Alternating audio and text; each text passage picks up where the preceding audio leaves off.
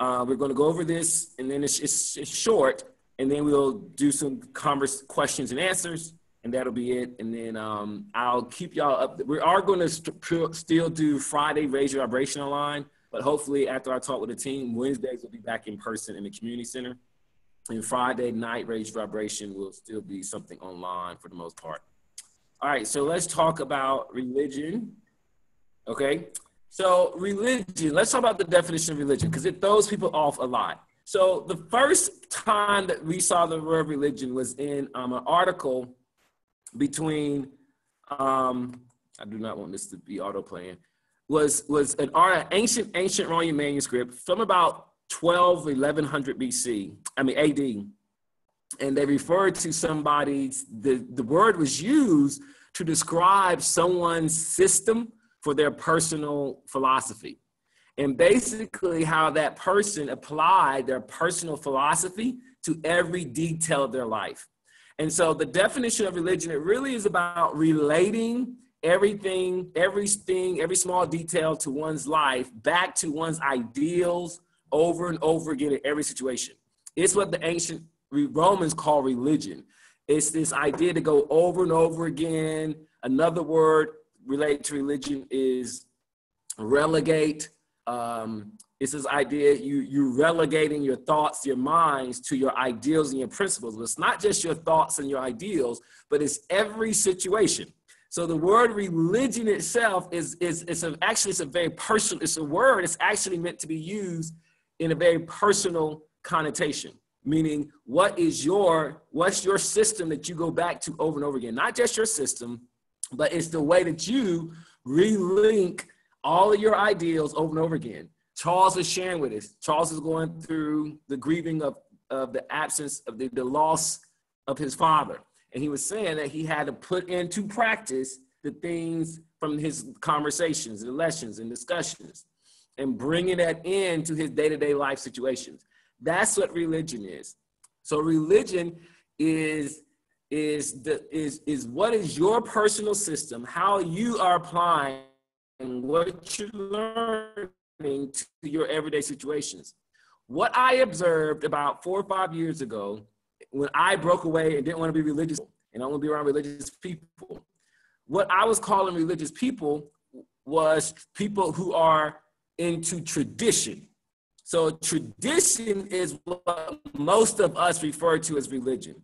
When most of us use the word, I don't want all those religious people or religion, we're talking about people who are stuck on tradition that's been passed down to them. And they only do what the tradition says, the dogma or the doctrine.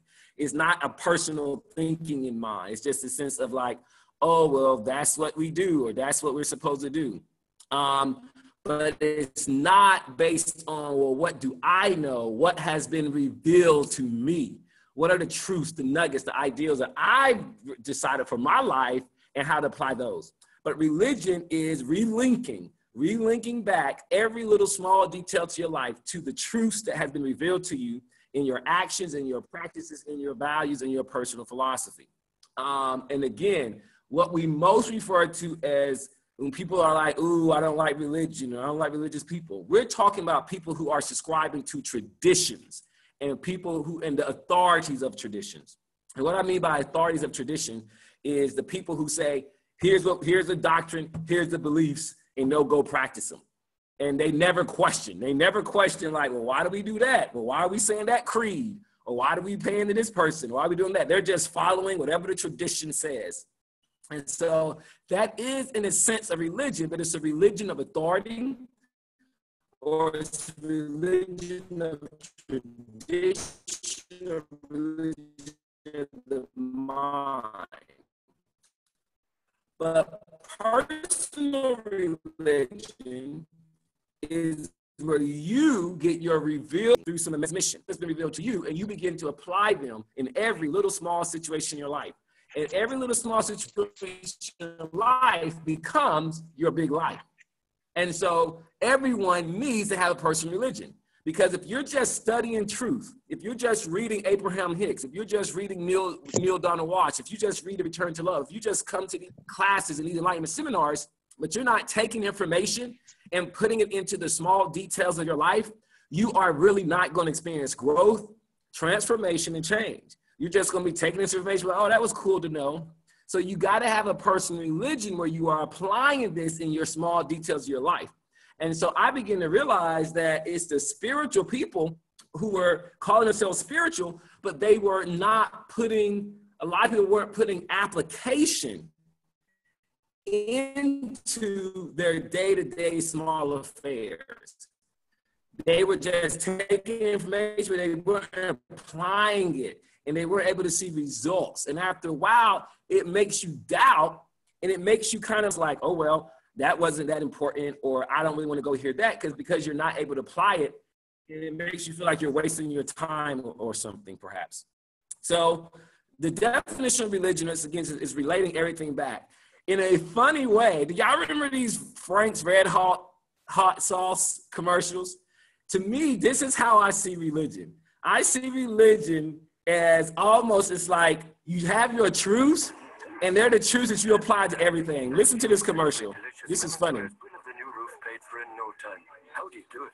Frank's Red Hot Sauce. I put that on everything. Frank's Red Hot. I put that on everything. And so for me, that's like a funny, great example of what religion is. Religion is, it needs to be that thing that you put on everything. We'll listen to it again. Frank's Red Hot Sauce. I put that on everything. Anyway. That is like my favorite commercial. No lie. Me and one of my coworkers used to have this thing in my old job. We would like sit in the break room, and if somebody brought some hot sauce in there, we'd be like, we put that on everything. Yeah, I used to love that commercial. And when I was creating this PowerPoint, I was wanting an example. And the Spirit gave me that example. I hadn't thought about that commercial in years, Leah, but it just came to me so clearly. The Spirit said, this is an example. I said, give me an example of what religion looks like.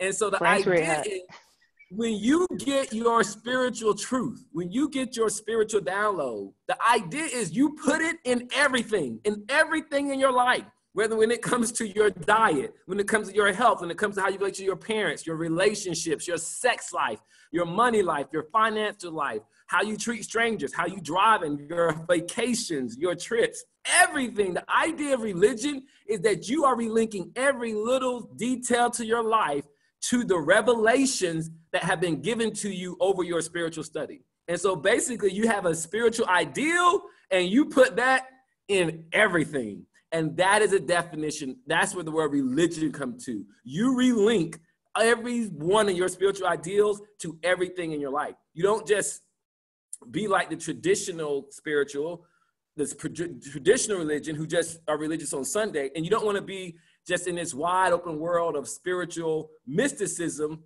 where you just wait for a mystical experience, but you don't apply it in your day-to-day, everyday situations. Where we meditate and we read The Power of Now or Eckhart Tolle, or we read that we're all one, but then we go and cuss out our other selves. And we don't practice it like, wait, this person in traffic is another version of me.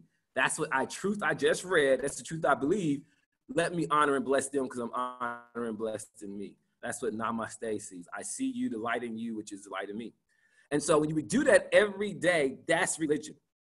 Does that all make sense to you all? Did y'all see the connection of the commercial and the analogy? Everybody all aboard, or am I all boring you already? We all aboard. All aboard. All right. So how many of you all feel like you have your own, how many of you all can testify and just think of your own percentage of yourself to yourself? You can think of the percentage on what, and you don't have to answer this out loud, but right now, when you think about your ideals, who are clear on their top spiritual ideals? Who is clear on what it is that you've been accumulating over the past few months? And how much are you in your day-to-day small trivial things applying your truths to your small day-to-day lives? And I confess to you, I give myself a 6, and that's probably high. It's a 6, maybe a 7 on some weeks.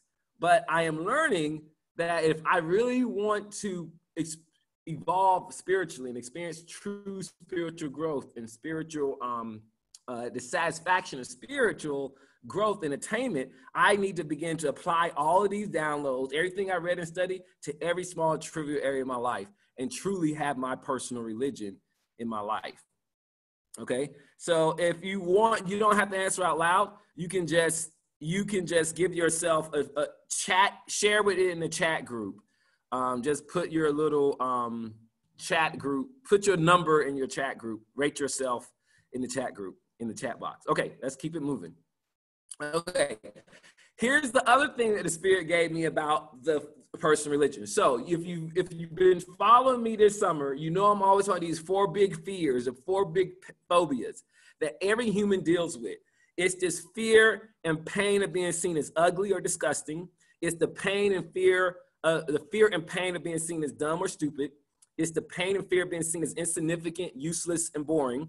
And it's the pain and fear of being seen as a loser or not enough or a failure.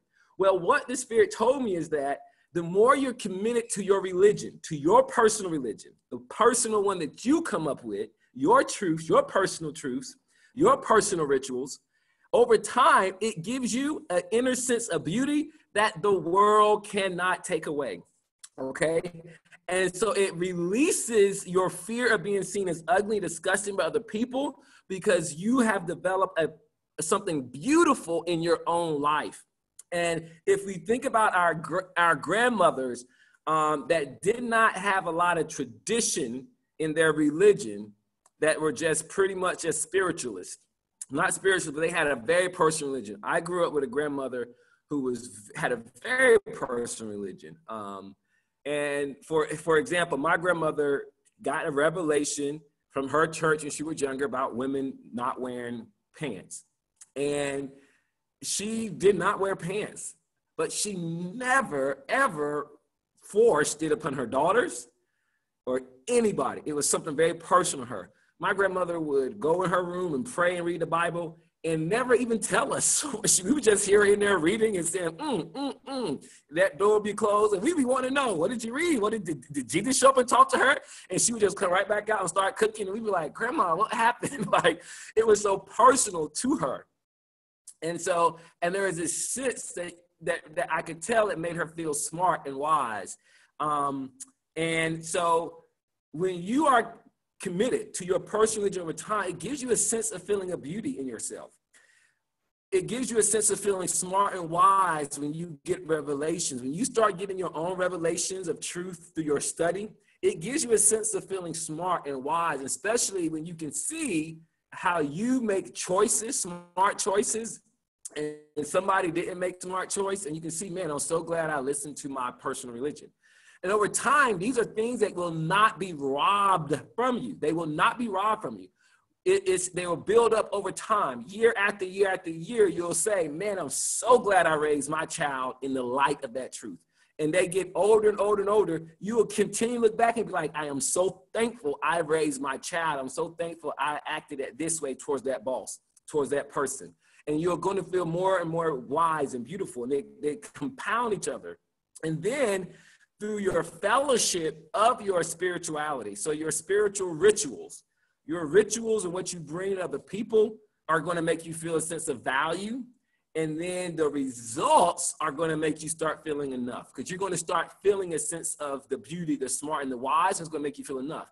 And so there is a personal religion truly is the best antidote to face those 4 big fears of being seen as ugly, dumb, boring, or useless, or not enough. I hope that makes sense to all of you all. All right. So here is the trinity of personal religion. A trinity of personal religion is compiled of these 3 areas: revealed truths, rituals, and a personal manifesto. All right. So revealed truths are the records and spiritual experiences of mankind and the different transmissions of cosmic truths given throughout the history of man. And so the basis of a personal religion really comes from the revealed truths, whether it is the records of the spiritual men in the Bible, the Quran, the Bhagavad Gita, the downloads and transmissions of the Law of One, maybe the Book of Urantia, maybe some of Edgar Cayce's teachings. There's so many out there. Maybe it is the Book of Osha. But what it is that is some type of revealed truth is the basis of what a personal religion is. You got to have some type of revealed revelation given to mankind. Now, what is a revealed truth versus evolutionary truth? So you have evolutionary religion. Evolutionary religion comes out of this idea that our ancestors recognize certain universal natural laws, where they may say, on this day, it's not safe to hunt, right? So they create truths or taboos and superstitions. So there's a lot of taboos and superstitions that begin to develop around personal religions and traditions. These taboos and different taboos and stuff that's developed out of just developed out of the mind of mankind. There's certain things that you can observe not to do, to do in order to get a sense of success. That is not revealed truths. Revealed truths are more so enhanced cosmic ideals and principles that you got to take and apply. And so, again, there's nothing wrong with traditional evolutionary stuff that we develop in our mind, but those things aren't going to give you the applicable, they don't produce lasting values like applying revealed truths. A revealed truth, for example, Jesus revealed this idea that God is a loving, merciful being. And he is like a father to all humanity. And the idea of loving others the way that he loves us. God loves us, or God, the being is love. God is love, as they say. That was a big revelation that we may take for granted. But a lot of individuals saw God as this human that was always punishing and tripping us up with these laws. And so over time, we have different people give us different revelations. Studying your revelations, reading your revelations, studying your revealed, then your own personal revealed truths that God shows you through your quiet time, that you start applying your personal truths in your own life. Nothing is more powerful and nothing will bring you more sense of beauty, alignment, and power when you start saying, this is what I feel God revealed to me through my spiritual experience, through my spiritual quiet time, and you start taking that little truth and applying it to every area of your life, you will see so much spiritual attainment, and you will start feeling so beautiful in your life, and you will manifest more beauty in your life. And you do that through your rituals. So you take those revealed truths, and then you put them into your rituals. And then after you do take your revealed truths, you create your rituals, the daily acts and practices that reinforce your loyalty and devotion to whatever the revealed truth is that you have. And then you create a personal manifesto. And the personal manifesto is a way for you to verbally express and affirm to yourself and to others what it is that you believe. And the personal manifesto is going to be your rock in the time of doubt, in the time of darkness. In the tarot card, they call it the moon phase. In yesterday's tarot class, Jalen talked about the moon card. It's this time where we're unsure, we're uncertain. We don't have access to our feelings. We don't have access to our certainty in our brain. So we have to just rely on our personal manifesto. And it's also, a personal manifesto also helps you to say to other people, here's what I believe. Not to convert them to your personal religion, but just to give them a sense of understanding who you are and making yourself feel understood. Either you're agreed with or disagree with, but at least people know who you are. And you can express yourself and socialize better your personal experience. I always tell people a personal manifesto should update it every new season or year. I feel like the longer, when you're in the beginning, maybe the first few years, you want to update it every season because you're getting so much new revelation. But after a while, it may be just once a year or every 3 years, you update your personal manifesto. Okay? Y'all all aboard? So Adam, I got a question.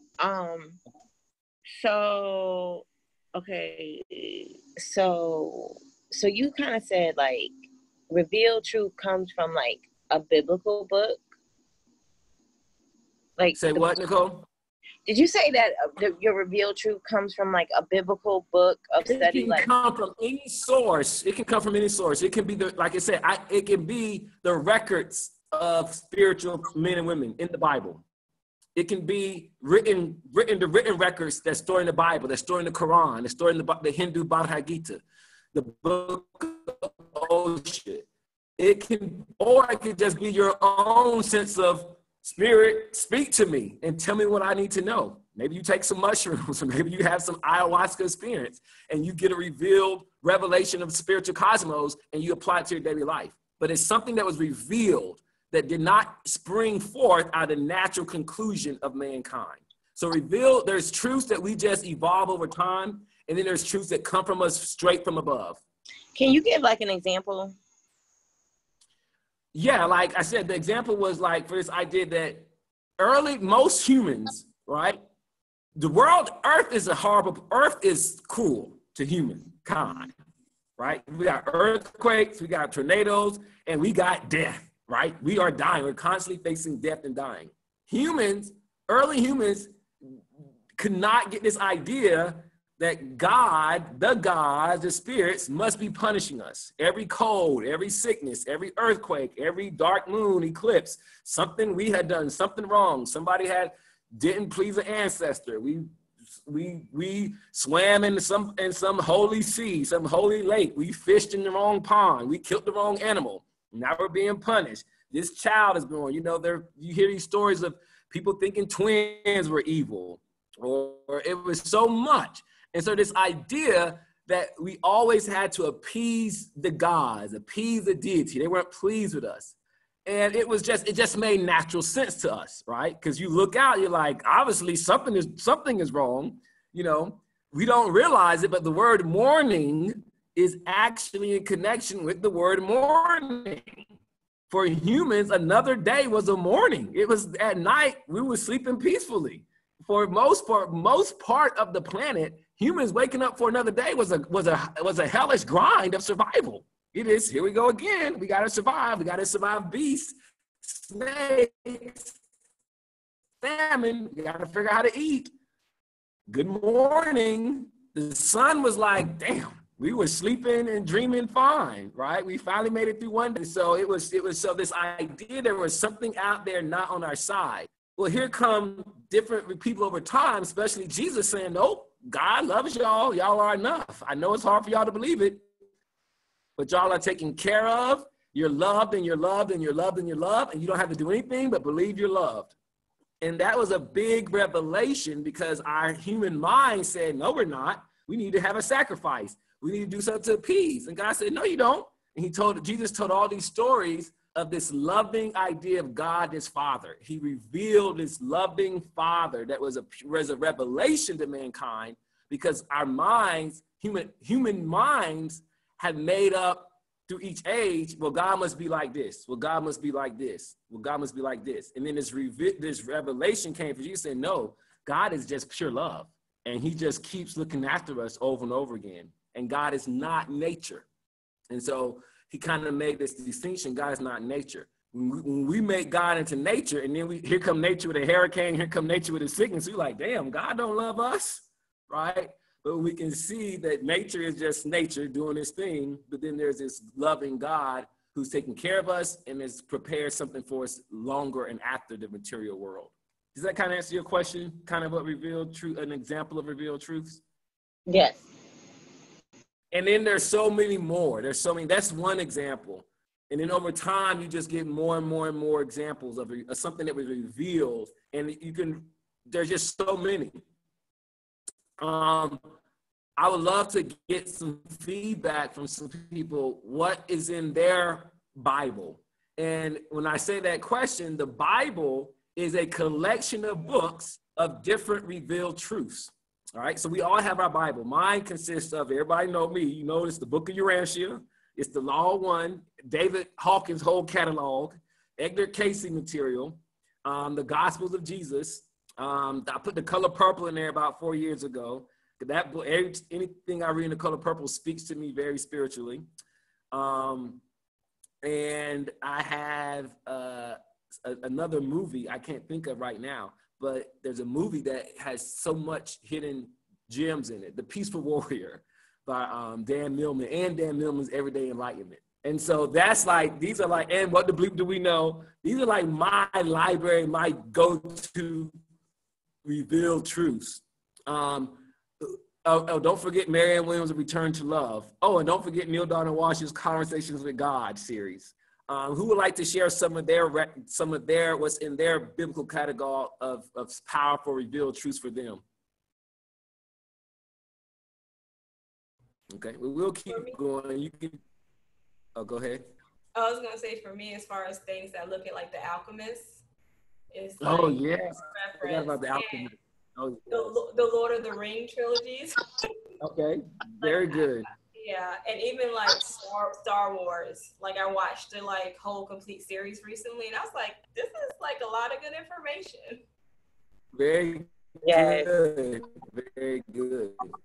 I feel some way about this, but I like The Matrix comes to my mind, The Truman Show.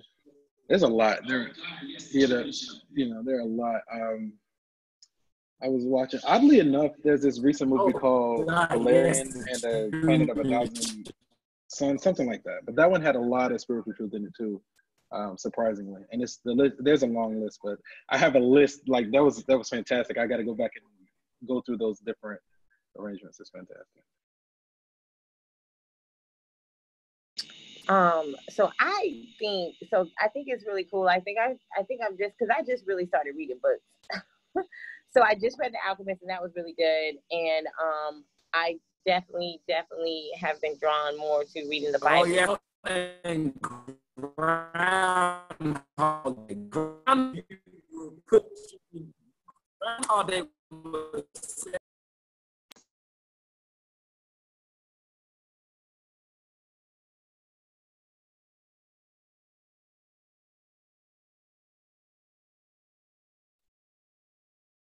whatever day it is. So there's 31 chapters. I would just wake up, and the 12th, I would read Proverbs chapter 12.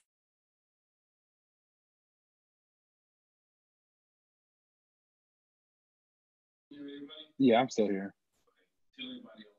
He's coming back. I think the connection just got severed for a moment, so he's logging back in.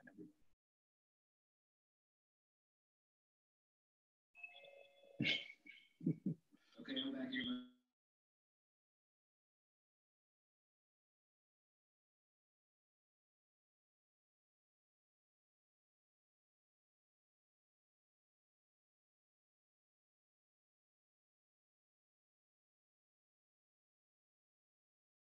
Muted. Oh, my mic is muted. Okay, y'all all still there for a moment? I got so hyped, I think we severed the connection because I'm getting hot in here.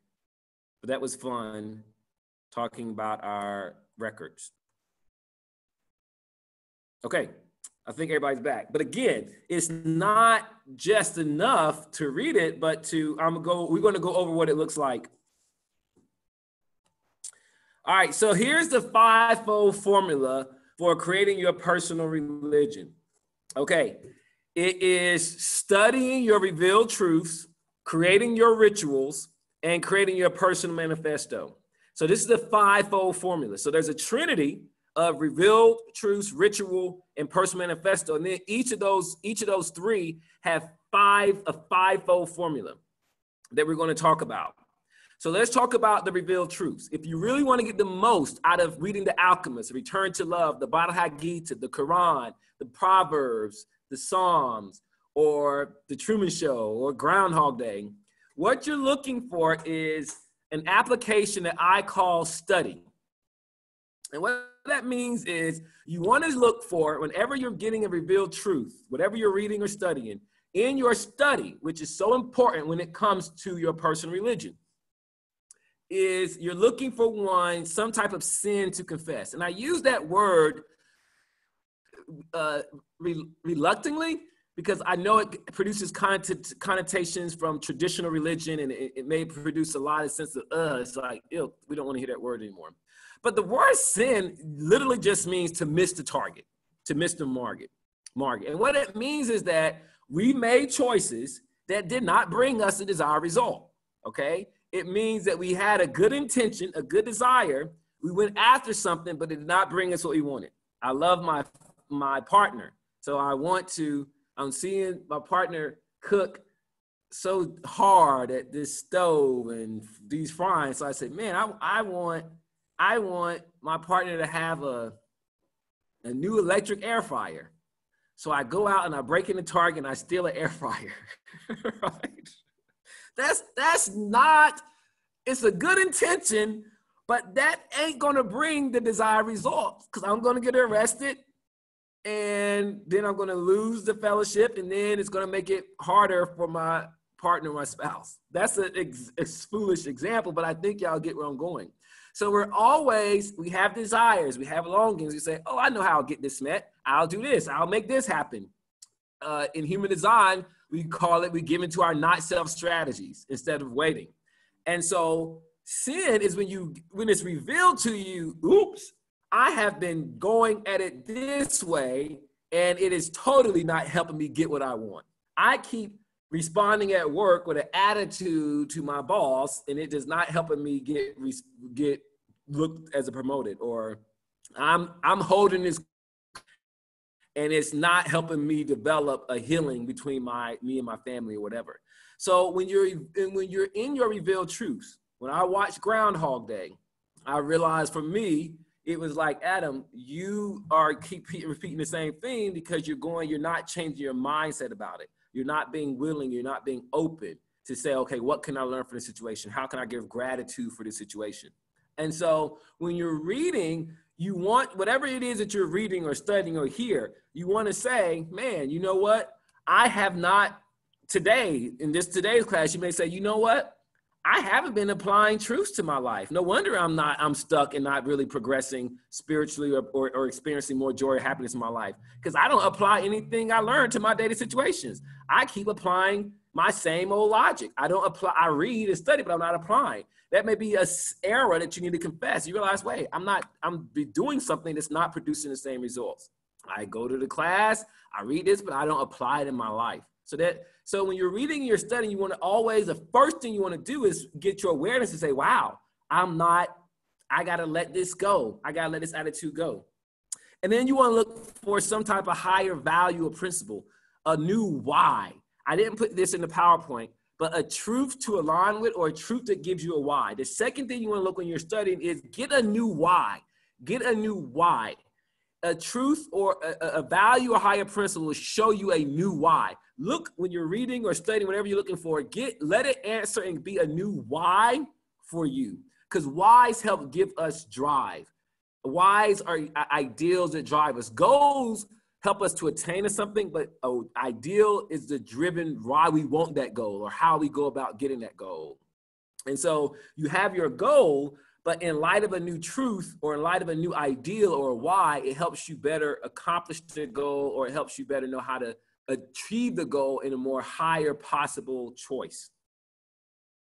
And it's going to bring you a long-lasting result. So what truth did you align to? What truth is there to align with when you read The Alchemist, if you read the Book of Psalms, when you read Proverbs? So when I used to do in college and after college, and even 2 summers ago, when I read the book of Proverbs, if I read in chapter 12, because the day's August 12th, I would read and I would find which one convicts me, which one of these Proverbs speaks to me. And then I would try to say, how can I apply this to my day-to-day life? Okay. The third thing you want to look for, and again, all of these 5 things may not be present in whatever it is that you're doing for your study that day. Let's say if you're watching a movie, you're reading the book of Psalms or Proverbs, whatever you're going to choose, it may not be present, but you still want to look and see if there's one in here. Okay. What is a teaching or some old tradition from mankind that you want to unlearn? What is an evolutionary thought of man or man's philosophy that you may want to unlearn? And say, you know what? That was man's idea of God or truth or how we should respond to people, but I'm going to release that. Think of this idea of, like, I'm trying to think of a good old one that we all subscribe to. This idea of I don't know, like, I can't think of one, but there's so many that, like, we have, it's this consensus thought of don't tell people, fake it till you make it. fake it till you make it, right? Here's one, right? You fake it till you make it. In certain ways, that can be a detriment. I don't even want to get into it right now. We know about it, but there's so many little lies that we learn or things that we need to unlearn. And when you're reading, you'll realize, man, I need to unlearn that. I need to unlearn and release that. And you can write it down. All right. And then you want to look for what type of duty are you being called to perform? What role can you see in what you're reading or studying that is needed of you for the sake of others? What type of duty calls to you? When I read the book of Urantia, it really spoke to me about my need to encourage mothers, single mothers, not just single mothers, but mothers, the home. I felt this need that, man, I really want to help mothers raise their children. Not me help raise them, but I really want to support them in development of creating safe spiritual spaces for their children. And that felt like that was a duty that I instilled from reading the book of Urantia. All right. And then the fifth one is, what yearning does reading or studying or whatever it is you're doing, whatever the sacred tradition or training, what yearning does it produce in your soul? What is the yearning that's produced for you? I remember when I was reading one of the passages in the book of Urantia, and it had this quote about Jesus, and it said, Jesus had developed this immunity to disappointment. And I said, oh, wow, I want that immunity to disappointment. I thought I wanted that immunity to disappointment. I did want it. I still do want it. But I did not want what you have to go through to get it. Which, if you think about it, if I want the immunity to disappointment, that means I got to face disappointment. If you want inoculation of flu, you got to get the flu. A little bit of it. But I remember thinking 3 years ago, wow, every time I read that quote, he developed an immunity to disappointment. I was like, God, that would be so great to have an immunity, not to be bothered by disappointments. And the Spirit said, okay, we can arrange that inoculation for you. But I am thankful that I feel like I am somewhat getting there, possibly. I had a lot of disappointments this year, and for the most part, I didn't take myself out of the earth. I stayed committed to being here. So, what yearning? It may be a yearning that says, man, I want to be able to forgive people. I want to be able to trust in my worst moments. I want to be able to keep smiling. What yearning did you read? What did you read or study that makes you want to yearn? And write it out. We have the gift that our ancestors did not have. We can write. We can store our journals. We can discuss this in conversation with people. And there's nothing like expressing stuff that puts it into the atmosphere, that makes it materialize. And that's the gift that we have in creating our own personal religion. We can write. We have smartphones, journals. So we can write these things out and help manifest into us. All right. Any questions about the ways to study, the acronym study, sins to confess, truth to align with, unlearning teachings, duty to perform, and yearning to express? This all makes sense to y'all? Which one's kind of hard for you to understand? What's in here for you all? So I had a question. So can it be more than one thing, or should it be like one thing, or can it be like? Oh, as much as you get, as much as you got time to read and study. Absolutely, it can be more than one thing. Should you focus on one thing at a time? No, I think you need to focus on at least all 5 of these if they show up. And let them unfold. It's more so just awareness of them. It's just more so an awareness. Because what you're really focusing, you're taking that truth and applying. It's going to be the truth that you're applying. The one that you got to really focus on is number 2, 1 and 2. It's interesting that you say that, because for the longest, being a mathematician, I held the value of the reason why something is the way it is, or how do we get there. That was my truth. But then in application outside of mathematics and with my interactions with people, often I found that people did not care. They could care less as to why something is. All they cared about was the what. And so lately I was like, well, I've been putting the reason why on the back burner and just been, and I don't know if I'm using it incorrectly as far as, okay, maybe that's for this scenario if I'm trying to manifest versus, I don't know. So then the next logical progression for me was, well, maybe should there be some kind of equal relevance to all 5, the who, what, where, when, why, and how? Should we just value them all simultaneously, equally, or flow between them as needed? You know what I mean? And I don't even know if it's regarding the manifestation process or just daily interactions, but that's kind of been my experience with that second one of truth and the reason why. I don't know if that kind of made sense or not. It does. Actually, I go into a who, what, where, and why in this presentation. You're always plugged into my presentation, Charles. So I'm actually going to go into that in part of the personal manifesto. But a truth is like a higher, you're looking for a truth that can be a personal why for you. Some principle that you're looking for, you can be a why for you. This is why I'm going to commit to working with mothers. This is why I'm going to spend my days doing this. Okay? All right. So after you get you want to now, when you're studying, you want to create some type of ritual, the 5 daily acts and practices. And here is where this is a suggested way. This is, again, your religion got to be personal to you. So it's got to be a personal ritual for you. Here's a suggested one where the number 5 is very powerful. So I always at least some rate, it may not be like this, but at least 3 times a day, if you can, morning, noontime, and evening. There are cycles that your body and your mind goes through that if you're doing in these 3 times a day, it will really help you in manifesting spiritual attainment and desired outcomes in at least 15 minutes. And this is going to be what, when, and where. What are you going to do in your morning 15? But it's some ritual that's going to be a combination of doing something with your spiritual revelations, okay? Are you praying? Are you reading? Is that when you study? Is that when you go back and read your journal? Is it a simple prayer that you're doing? Noontime, evening time, a minimum of 15.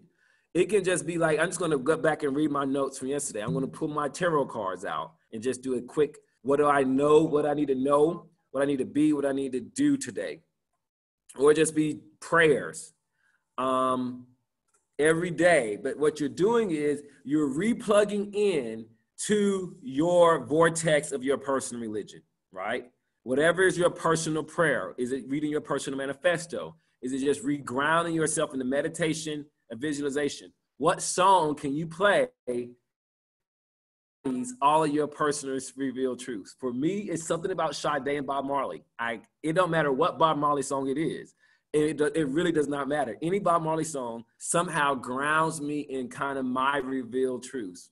Bob Marley and Sade do it, that MTV Lauryn Hill Unplugged album, Andre 3000 Outkast album, Aquemini, and of course my old traditional gospel music that I grew up with, like the Hezekiah Walker, from those 90s, the Clark Sisters. But for me, just playing those musics just get me in a space. The evening is where I've probably fallen the most short because I'm so caught up socializing, leading the class, doing something that I don't take that personal time in the evening. And then you want to make sure that you have at least a 12-hour period, at least once a week or at least once a month. If you can't do every week a Sabbath day, at least try to get one in once a month. And in these 12 hours, you're doing nothing except just studying spiritual truths. This is when you study, you read, you write your journal out, and you just really commit and offer yourself to just recalibrating spiritually.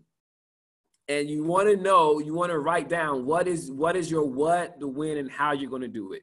But there's nothing like taking at least 12 hours of a day and dedicated to doing nothing but just letting yourself be filled with spiritual revelations, spiritual meditations, and spiritual truths. And then the 5th act is some type of tithing and offer charity. But the definition is an act that is solely for the benefit and uplift of others without expecting something in return. And you want to do it in alignment with whatever your personal duty that speaks to your heart, okay? Something may speak to your heart when you're reading. Something may speak to your heart in your truths. Give you some, man, this is a really burden to me. And I want to offer my time, my energy, my resources, and do this. And this is at least whatever you decide to do, and you want to make sure that you're consistent and you're committed to it. And every opportunity, for me, if I try to use every opportunity I can to encourage a mother about her children. give them whatever I can, insight, revelation I can, or encouragement or reading. But it's something that you're doing solely for the benefit and uplift of others without expecting something in return. And you can set your attention on what it's going to be. Hey, I'm gonna designate this much of my income to this community, to these people, to this charity, to support this work because of what was revealed to me. I saw the value of this or the value of this, and I'm going to give and do it and just release it. All right. Any questions about the 5 daily acts and practices of your rituals? Whatever your rituals may be. And this is a minimum, you all. This is a minimum. I can tell you this about the minimum. The more you attain spiritually, the more these minimums have to change. Because I feel like I need 24 hours of a Sabbath, and I probably need 30 minutes to an hour. I need a whole hour at lunchtime. So what I realize is, for me, the more you get, the more you keep growing in the need in this. All right, y'all all aboard? Everybody still here with me? Okay. Yeah. All right. Any questions about 5 daily acts and practices? Okay. All right. Now let's talk about the Personal Manifesto. This is the 5 declaration of your faith statement. Now, this is something that you want to complete after you start doing some study and some ritual. Most of us in this call are ready to write a personal manifesto now. Most of us have been studying, doing our work for the past 5 or 7 years, and we're ready. We're ready to write down our manifesto. And I will encourage you all, if for most of you all on this call, to really write it out, print it out, and have it somewhere and laminate it in your bathroom, in your room, frame it, and update it and set it aside. But it is a declaration that you can speak out over yourself and remind your human, this is what we believe. This is who we are. This is what we are seeking to do. Now, it may take a while to answer these questions, so you don't have to do it right now, but it may come after you commit. If you say, you know, I'm going to commit to studying the book of Urantia. I'm going to commit to go back over and reading the book of Osha. I'm going to read the Quran. And then you may say, okay, 3 months from now, I'm going to write out a personal manifesto. And the first one is, what are you declaring about your higher power? Who, what, where? What is your declaration of faith about your higher power? Okay. All right. The next one is, what is your declaration of your belief statement about afterlife? Okay. Again, what, where, what, and why? Afterlife is a very powerful thing to come with a why. What is your belief and declaration about afterlife? The where, the what's, and the whys. Again, you want to borrow stuff from that's been revealed to you personally. Let me tell you this. If your personal manifesto looks like somebody else's, is probably tinted with a lot of mental mind and not revealed truth. The more you grow and evolve spiritually, your personal manifesto is going to be so unique and so different to you. And it's okay to share them. But I can tell you, one day we were in here and we did these personal prayers at the community center, and they were so varied and different. Nothing touched my heart and put me to sleep so sound like a baby in hearing how different and unique everybody's personal prayer was. And I said, thank you, Spirit, because that was revealing to me people really have a true personal sense with Spirit. Because when the Spirit speaks, it speaks in such a personal language to you.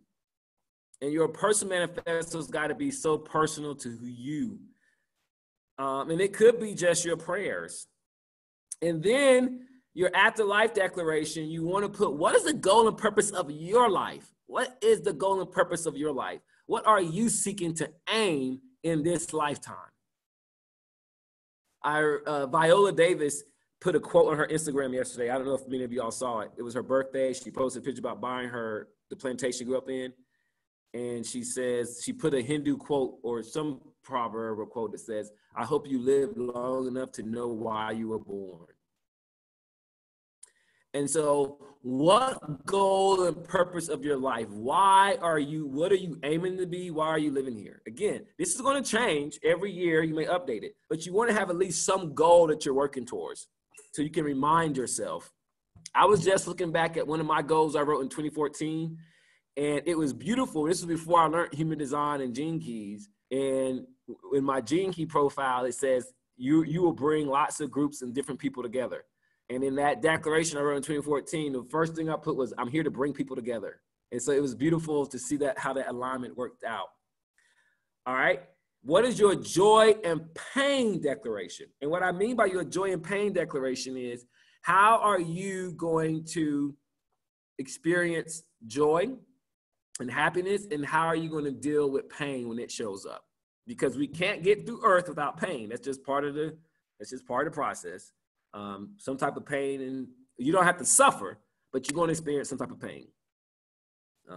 It's just part of it. You're going to lose someone close to you one day. You're going to have the physical body is going to terminate. It's just part of life, but you don't have to suffer. You don't have to suffer. You can experience pain without suffering. And what do you want to state? What's your belief about joy? And what is going to be your belief about pain? And these are moments to read it. For me, one of the things that I am not doing, y'all can hold me accountable to, is my grandmother in a dream 3 years ago revealed to me this very powerful message. It was very simple. And she said, you all do not celebrate enough, right? And my grandmother, it was just a very powerful revelation because it was kind of not her personality, but it was her personality. But in this dream, I was in her living room at her house where all my family met for Christmas and exchanged gifts. And I was in there because I lost my card. And during exchanging gifts, my mom always say, Adam, from our little boy, even till now, don't lose that card, don't lose that money. And I had lost this money. And so I was going through all the wrappings. I was the only person in there. And I was looking like, oh my God, what did I do with all that? What did I do with that card, that envelope? And I looked up and my grandma was sitting in her chair. And I said, oh, hey, Grandma. And immediately I thought, I should give her my money. I should give her this gift card. And I said, oh, hey, Grandma. And she just looked up and she says, hey, Adam. And I said, what do you think was happening in the world? I was trying to have a conversation with her. I was like, what do you think was happening in the world? And she says, y'all don't celebrate enough. She's like, no one celebrates their joys and their happiness. And I just woke up. And I realized that I don't, and we don't. We're humans that don't celebrate enough. And if you go back and you read like the ancient religion, especially like in the Jewish religion, they were always given some holiday to celebrate this, have this festival, the festival of this. In the Hindu tradition, the festival of this. And so when I'm experiencing joy, part of my declaration, I'm supposing that something great has happened to me to call and celebrate my friends. But so much of us want to dismiss, oh, that's no big deal. But we really need to, like, as a ritual, say, hey, I just experienced this. Let me celebrate. Let me celebrate this. Will you all celebrate with me? I'm going to buy us some goodies and some sweets, and I want you to come over and celebrate with me. And that spirit, that revelation my grandma gave me, that dream, it haunts me and it stays with me. And it's been very hard. I don't stick to it. But the moments when I do it, it always produces so much beauty that lasts and lingers and lingers and lingers and lingers. Every time I have a celebratory moment, it's something that I can draw from that brings a smile to me. I went home and celebrated my mother this weekend. And every time I think about this weekend's trip, it creates a warm feeling inside of me. And so I think about my birthday. Somebody came to my house and they said, why you still got your birthday balloons and stuff up? Because it reminds me of the little easy celebrations. Okay. But anyway, that's the declaration. What are you going to do for your joys and your pains? All right. And then the fifth thing in your manifesto that you want to write out and discuss is, what is the role of yourself in the joy and pain of others? What role are you declaring for yourself is in the joy and pain of others? For me, I want to help other people celebrate. I want to hold a space and help celebrate them in their joys. When they accomplish something and they have some success, and they say, hey, it's my birthday. I want to celebrate them. And these are things that I struggle with. I don't stick to because I haven't updated my manifesto in a while. And then what role do you want to play in the pain of others? Now, I'm all about the pain of other people because I'm like superhero. You know, you in pain and suffering. You want to get my attention and say, help me, Adam. I'm in pain. And I'm like coming to the rescue. That word help me is just like, that's my weakness. Lord knows, because I think I'm a superhero. So I'm always there. I want to do that.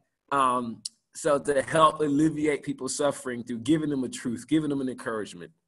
But I need to change that constitution to be like, make sure I'm able to do it and make sure. One of the things that my human design has taught me is that says, if you want to help people and save people, make sure you're giving them practical advice and support.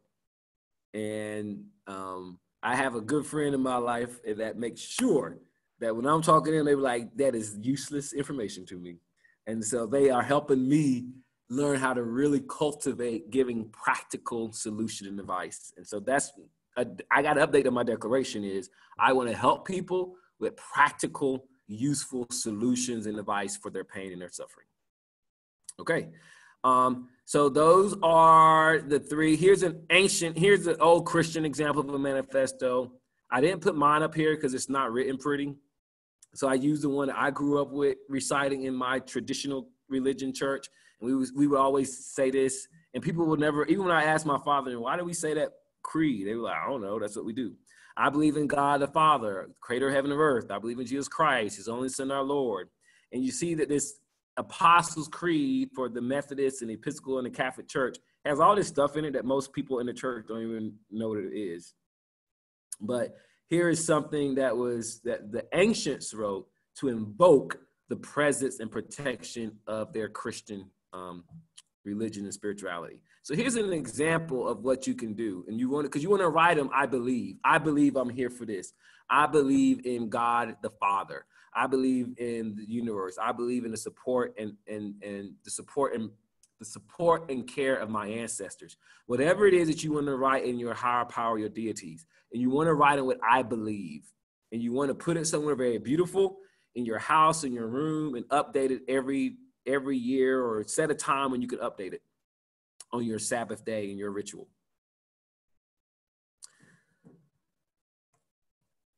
Yep, Chelsea, we know this by heart, right, baby?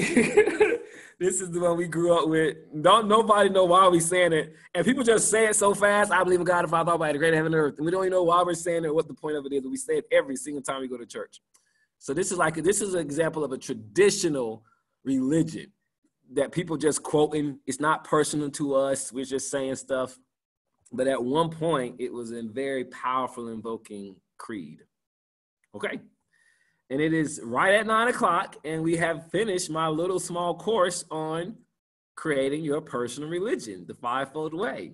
And I feel like that's a beautiful way to end the summer, to end the revelations and transmissions that I've given you all this summer. And hopefully y'all will take this, and I'll email to y'all this PowerPoint. So everybody email me your email address. If you email me, I'll send it to you because I'm going to forget. And if you say, I'm going to send you the email address and say, hey, Adam, send me that Create Your Personal Religion PowerPoint. Help me. Say, help me in the subject. Help me. It'll get my attention. Send me that personal religion PowerPoint. Everyone, I would encourage you to work on this. We'll probably see some more tumultuous times on the planet. And having your personal religion in place over the next few months, and especially being able to articulate and share your personal manifesto will empower you and help other people out. All right. So any questions and answers about creating your personal religion? What do y'all feel? What's in this space? What's in the space for you all? What's here for you all? What shows up